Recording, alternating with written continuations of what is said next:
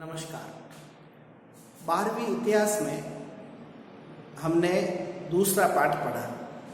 उस पाठ में हमने भारत के प्रमुख राजवंशों के बारे में अध्ययन किया जिन्होंने भारत के इतिहास में अपना गौरवशाली इतिहास लिखा है, जैसे मौर्य काल, गुप्त काल, हर्ष, चोल शासन, विजयनगर साम्राज्य इत्यादि। ये कुछ ऐसे भाग रहे जिन्होंने भारतीय इतिहास में अपना एक महत्वपूर्ण स्थान दर्ज करवाया है। आज हम इन्हीं कालखंडों के दो प्रशासनों के बारे में तुलनात्मक अध्ययन करेंगे, मौर्य शासन और हर्षकालीन भारत। इन दोनों शासनों का प्रशासनिक व्यवस्था में भारत को बहुत बड़ी देन है और उसके आधार पर ही आज भी भारत की प्रशासनिक व्यवस्था में तत्कालीन परिस्थितियों का समावेश हमें दिखाई देता है। तुलनात्मक अध्ययन हम कर रहे हैं मौर्य काल और हर्ष के भारत में। मौर्य काल का जो शासन है वह 322 ईसा पूर्व स्थापित हुआ और हर्ष का जो प्रशासन या शासन स्थापित हुआ वह 608 ईस्वी में हुआ। तो इसके आधार पर यह है कि दोनों शासन काल में लगभग 930 वर्षों का अंतर है। तो इसको पढ़ते समय हम ये भी एक एनालिसिस करते हुए चलेंगे कि इन 900 वर्षों के अंदर शासन प्रणाली में किस प्रकार के परिवर्तन हुए। मौर्य काल और हर्ष के शासन में एक मूलभूत अंतर यह भी था जो हमको ध्यान में रखना चाहिए कि मौर्य काल जो है वह मगध से स्थापित हुआ और उसके आसपास के क्षेत्रों के अंदर समुद्री सीमाएं लगती थी, लेकिन हर्ष का जो शासन था वह लगभग हरियाणा के आसपास में स्थापित हुआ और फिर दक्षिणी पूर्वी भारत के अंदर वो फैलता गया। तो उसका जो शासन है वह लगभग समुद्री सीमाओं से दूर रहा। तो इस कारण से कुछ मूलभूत भौगोलिक अंतर थे, उसके कारण से हमको कुछ परिवर्तन देखने को मिलेगा, लेकिन इन दोनों ही प्रशासनिक व्यवस्थाओं का भारत के अंदर महत्वपूर्ण स्थान है और उनसे हम आज भी कुछ सीखते हैं। मौर्यकालीन प्रशासन है उसको हम दो बड़े भागों में बांटते हैं, एक केंद्रीय शासन और एक प्रांतीय शासन। उसी प्रकार से हर्ष के प्रशासन को भी हम दो भागों में बांट सकते हैं, केंद्रीय शासन और प्रांतीय शासन। अब केंद्रीय शासन का जहां तक अवलोकन करते हैं तो हमको कुछ बातें मौर्य काल के ध्यान में आती है। केंद्रीय शासन में प्रमुख जो है वह राजा होता था। ये दोनों ही प्रशासनों के अंदर समान था।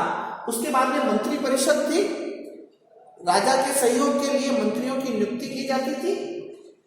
अब यहां पर जो मंत्री परिषद है, इन मंत्रियों की नियुक्ति का प्रकार दोनों प्रशासनों में अलग अलग था। मौर्य काल के अंदर यह एक वंशानुगत नियुक्ति होती थी, इसके साथ में योग्यता को देखा जाता था। पहली जो आवश्यकता थी वह राजवंश परिवार से जुड़ा हुआ व्यक्ति होता था या मंत्रियों का जो वंश परंपरा चली थी उसका पुत्र ही आगे से आगे मंत्री दायित्व को संभालता था। जबकि यहाँ पर हर्ष के कालखंड के अंदर कुमार मात्य करके एक पद हुआ करता था जो उच्च अधिकार प्राप्त राज्य अधिकारी होता था। तो ऐसे कुमार मात्यों की नियुक्ति की जाती थी और उनमें से योग्य व्यक्तियों को लेकर के मंत्री परिषद का गठन किया जाता था। अर्थात किसी मंत्री के रिक्त होने पर जो है नए मंत्री की अगर नियुक्ति करनी होती थी तो कुमार मात्यों में से की जाती थी। हर्ष के काल में मंत्री परिषद जो था वह ज्यादा शक्तिशाली था। वह राजा की नियुक्ति से लगाकर के अन्य विदेश स्थिति तक के कार्यों के अंदर वो अपनी परामर्श देता था, सलाह देता था, राजा उसको मानता था। यदि सिंहासन रिक्त हो जाता था तो किसको जो है अर्थात राजा की बीच में मृत्यु हो जाने की अवस्था में नए राजा की जब नियुक्ति की जाती थी तो उसमें मंत्री परिषद की सलाह ज्यादा महत्वपूर्ण थी। जबकि मौर्य काल में मंत्री जो होते थे वे अपने विभाग का दायित्व संभालते थे।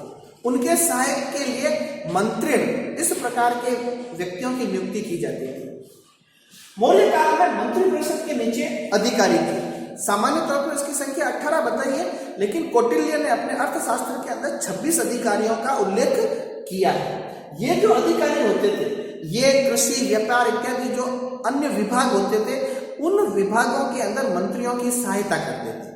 जबकि यहाँ पर जो है हर्ष के शासनकाल के अंदर सचिवालय स्थापित किया गया था, अर्थात विभिन्न विभागों के कार्य, विभिन्न जो कार्य हर्ष ने तय किए थे उन कार्यों के संचालन के लिए सचिवालय था। और यहाँ पर जो व्यक्ति बैठते थे वे राजा के अधिकारी होते थे, जिनको कुमार मध्य कहा जाता था। ये अलग अलग कार्य को देखते थे और मंत्री परिषद की सहायता करते थे। तो लगभग अधिकारी और सचिव के जो पद थे वे मिलते जुलते एक समान रूप से व्यवस्था दोनों शासनकाल में हमने को देखने को मिलती है। उसके बाद में यहाँ पर जो है एक अलग मौर्य काल के अंदर बड़े बड़े जो नगर थे, शहर थे, उनके विधिवत संचालन के लिए वहां की व्यवस्था बनाए रखने के लिए 5-5 लोगों की कमेटियां बनाई गई थी, समितियां बनाई गई थी, जिसके अंदर ऐसी 6 कमेटियां थी, 6 समितियों का गठन किया गया था। और इन कमेटियों का जो प्रमुख होता था उसको नागरिक कहा जाता था। ऐसी व्यवस्था कोई भी हर्ष के शासनकाल के अंदर अपने को देखने को नहीं मिलती है। सेना की जहां तक बात थी, मौर्य काल की सैन्य व्यवस्था थोड़ा सा अधिक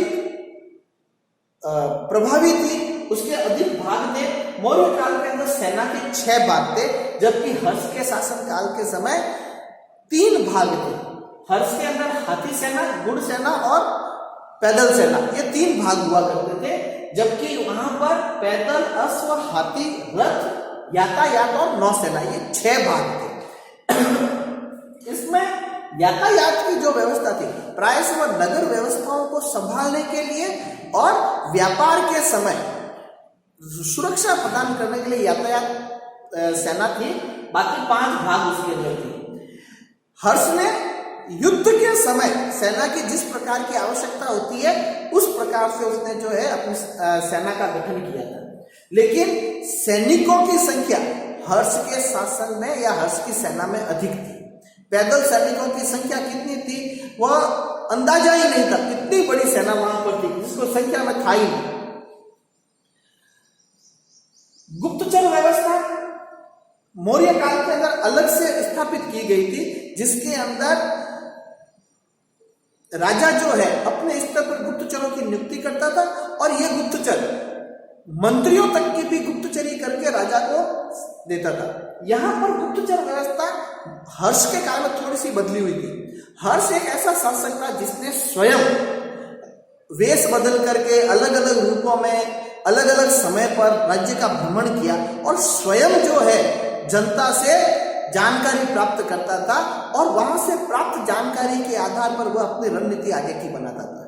गुप्तचरी व्यवस्था थी, उसकी सहायता के लिए लोग थे, लेकिन हर्ष ने स्वयं को अपने आप को जो है इस प्रकार से लोगों के साथ में जोड़ रखा था कि स्वतः ही उसको सारी जानकारियां प्राप्त हो जाती थी। न्याय व्यवस्था यहां पर जो है मौर्य काल के अंदर न्याय व्यवस्था के लिए पूरा एक न्यायिक संगठन अपन कह सकते हैं कि बनाया गया था। न्यायपीठ थी जिसके अंदर जैसे आज सुप्रीम कोर्ट का है, फिर हाई कोर्ट है, फिर सेशन कोर्ट होते हैं, उसी प्रकार से दरबार के अंदर 3 स्तर 4 स्तर की न्यायिक प्रक्रिया चलती थी। यदि किसी व्यक्ति के ऊपर आरोप लगा है तो केवल जो सामने आ गया, सबूत आ गया या कोई गवाही दे दी उसके आधार पर नहीं, राजा अपने स्तर पर उसकी जांच करवाता था अलग अलग स्तर पर, और सभी स्तर पर दोषी पाए जाने पर उनको दंड का प्रावधान था। दंड कठोर दिया जाता था। मौर्य काल की यह व्यवस्था थी। जबकि हर्ष के काल के अंदर एक बड़ी विशेषता थी और हर्ष की यह कुशलता थी कि उसने अपने साम्राज्य से अपराधों को लगभग समाप्त कर दिया। उसके कालखंड में आंतरिक विद्रोह नहीं थे, उसके खिलाफ कोई खड़े नहीं हुए लोग या अन्य राज्यों ने या सामंतों ने कभी उनके खिलाफ विरोध नहीं किया, और इसलिए उसको बहुत ज्यादा इस दंड व्यवस्था और न्याय व्यवस्था पर जोर नहीं देना पड़ा। लेकिन अगर दंड दिया भी जाता था तो यहाँ पर एक तो शारीरिक दंड नहीं था, कठोर दंड नहीं था।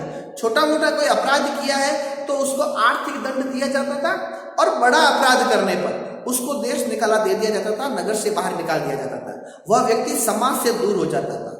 यह सामाजिक बंधनों का जो प्रक्रिया थी वह इतनी मजबूत थी कि व्यक्ति उससे दूर नहीं होना चाहता था, और डर के कारण से कि मुझे अगर मैंने अपराध किया तो देश निकाला दे दिया जाएगा, पुनः राज्य में कभी प्रवेश नहीं मिलेगा, ऐसी दृष्टि की स्थिति के अंदर लोग बाग अपराध करते ही नहीं थे। अगर कुछ करते थे तो फिर उनको सीधा देश निकाला दिया जाए, तो दंड व्यवस्था थी। शारीरिक दंड का किसी प्रकार का कोई प्रावधान हर्ष के काल में नहीं था। कर व्यवस्था मौर्य काल के अंदर भी थी, और मौर्य काल के अंदर कुछ कर जैसे भूमि कर है, फसल के ऊपर कर है, वो स्थायी रूप से थे, लेकिन समयानुकूल परिवर्तन स्थितियों में बदलाव के साथ में करों में बदलाव होता रहा। यहां पर जो है हर्ष के काल में 3 प्रकार के कर लिए जाते थे, भाग, हिरण्य और बलि। ये 3 प्रकार के हैं। किसान अपनी आय का 6ठा भाग राजा को देता था, और धर्मसम्मत धर्मशास्त्र के अंदर जो कर बताए गए हैं, हर्ष ने उसी के अनुरूप अपनी कर व्यवस्था की, लोगों के ऊपर ज्यादा बोझ नहीं दिया। उसने जो है राज्य की इनकम बढ़ाने के लिए, आय बढ़ाने के लिए उसने प्रयत्न कम किए, जबकि उसने प्रयत्न ये किया कि राजकोष के खर्चे को कम किया जाए। इसलिए उसने अपने राज्य की भूमि को 4 भागों में बांटा, और चौथे हिस्सा मतलब आय का जो चौथा हिस्सा था वह अपने शासन दरबार के अंदर खर्च करता था। बाकी 75% जो भी राशि थी वह अन्य योजनाओं के अंदर था। तो ये कह सकते हैं कि हर्ष ने जो है दूरदर्शिता को ध्यान में रखते हुए मितव्ययता स्वयं ने अपनाई, और अपने शासन के अंदर जो है राज का दरबार के खर्चों को उसने कम किया। ये केंद्रीय शासन व्यवस्था थी। ये सारे जो विभाग थे ये सब सीधे सीधे राजा के अंतर्गत आते थे। उसके बाद में आता है प्रांतीय शासन। प्रांतीय शासन के अंदर पूरे साम्राज्य को 4, 5, 6 टुकड़ों में अपने अपनी परिस्थितियों के अनुसार बांटा गया था। जैसे मौर्य काल में जो है अपने साम्राज्य को 5 भागों में बांटा था, 5 प्रांत थे, इन भागों को प्रांत कहा जाता था। और हर्ष के काल में भी साम्राज्य को प्रांतों में बांटा गया था। अब यहाँ पर प्रांत के बाद प्रांत को जो है आहार या विषय में बांटा गया था।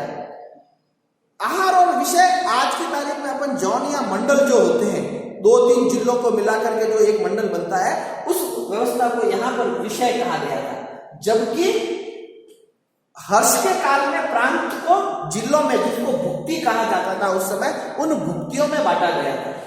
यहाँ पर विष को जो विषय थे उन विषयों को जनपदों में अर्थात जिलों में बांटा गया था, और यहाँ पर जो जिले थे उनको विषय में बांटा गया था। अर्थात मौर्य काल के अंदर विष बड़ा भाग था, और हर्ष के काल में विष छोटा भाग था, जिले से छोटा था। जिनको विषय को हम जो है हर्ष के काल में तहसील, आज के जो जिले का छोटा भाग है तहसील, वो तहसील मान सकते हैं, ये था।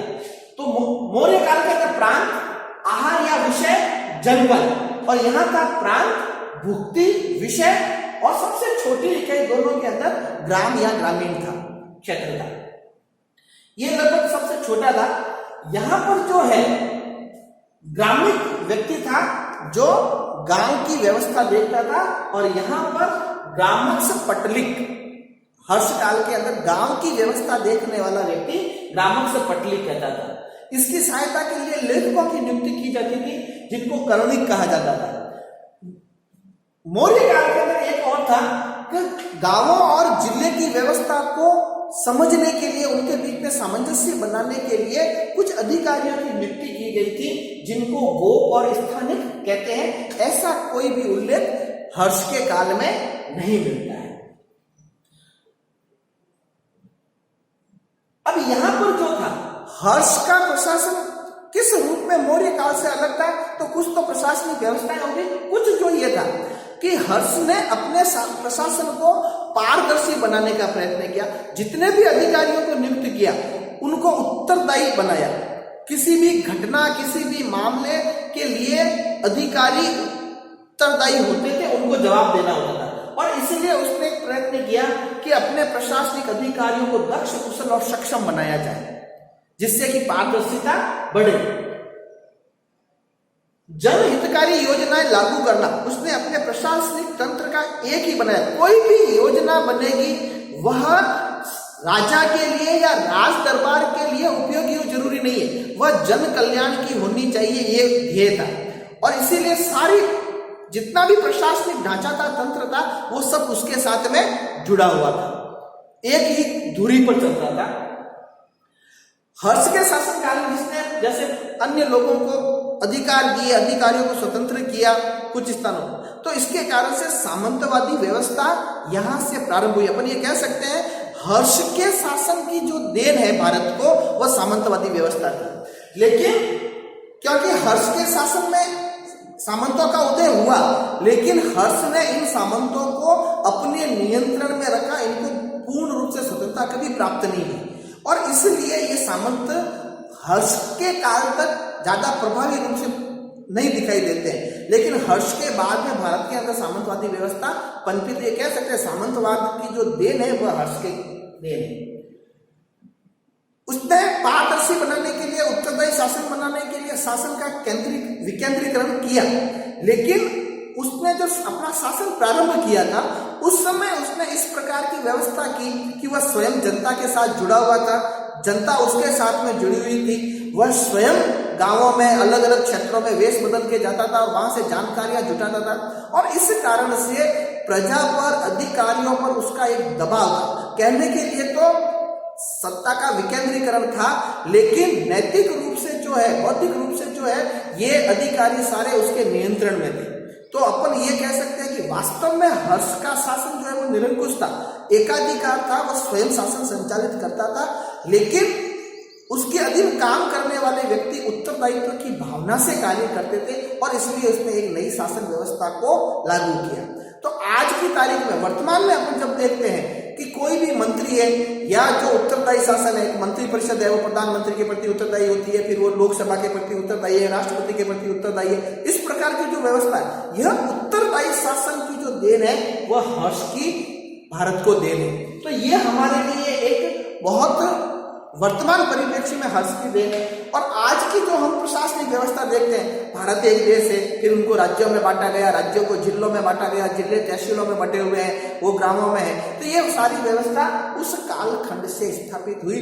तो आज की शासन व्यवस्था के अंदर जब हम के साथ में इन प्राचीन का देखते हैं तो हमको सीधा सीधा संबंध दिखाई देता है कि किसी भी देश या साम्राज्य को संभालने के लिए जो मूलभूत आवश्यकता है, जो प्रशासनिक ढांचा तैयार होना चाहिए, वह मौर्य काल की देन है। और आगे जाकर के उसके अंदर कुछ परिवर्तन हर्ष ने किए हैं या हर कालखंड में हुए हैं। परिस्थितियों के अनुसार जो बदलाव हुए, वर्तमान परिस्थितियों में उनको आत्मसात करते हुए प्रशासनिक व्यवस्था लागू की गई, यह हमको समझना चाहिए। तो केंद्र से लगा करके ग्राम तक की जो प्रशासनिक व्यवस्था है, ये दोनों व्यवस्थाएं हम थोड़ा सा ध्यान से देखें तो हमको दोनों प्रशासनिक व्यवस्थाओं की जानकारी हो जाएगी। आशा है आपको इस अध्याय से पूरी विषय को समझने में सुविधा रही होगी। धन्यवाद।